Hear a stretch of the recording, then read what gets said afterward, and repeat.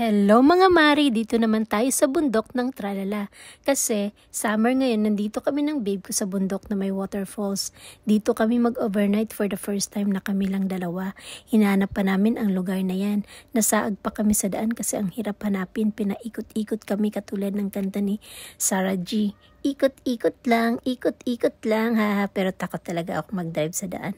Namasakit pero naningkamot pa rin ako. Laban lang, charot, pero kinakabahan na pala. Ayan ang may-ari ng resort na yan, nag-uumpisa na silang magdaob kasi mag-fireworks kami mamayang gabi para mapatay daw lahat ng lamok pag may usok. OMG, hindi pala namin akalain na kami lang pala. Dalawa ng babe ko ang mag-overnight dito sa bundok.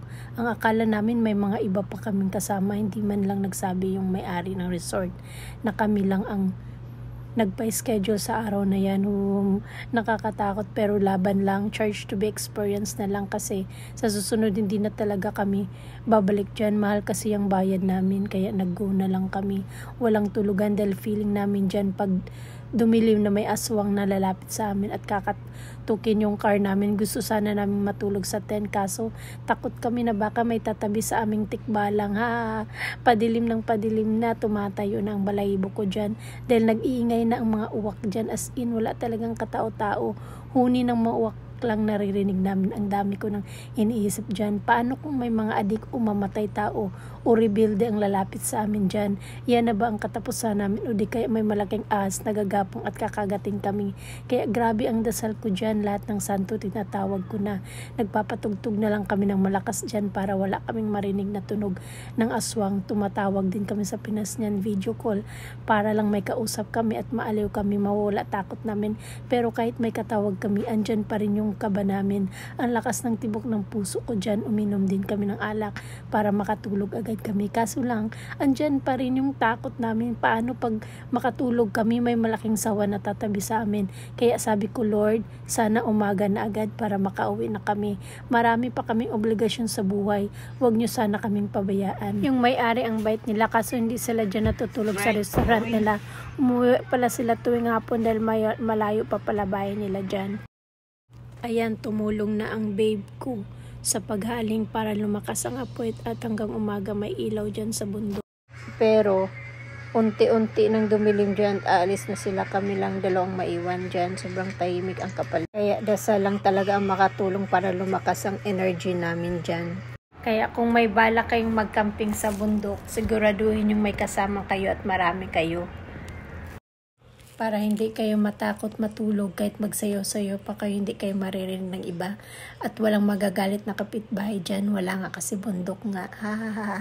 Oh no!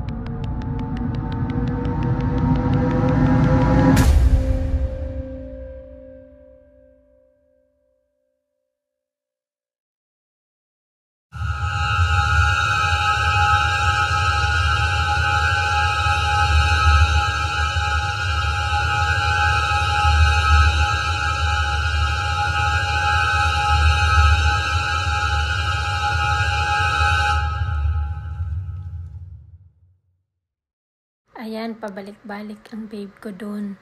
Kay namatay naman po ang kalayo. Iya na pong gisindihan. Hadlok na kayo guys, kay gabi na. Dili lang gapon may makatulog. Daga na kay glamok dira guys.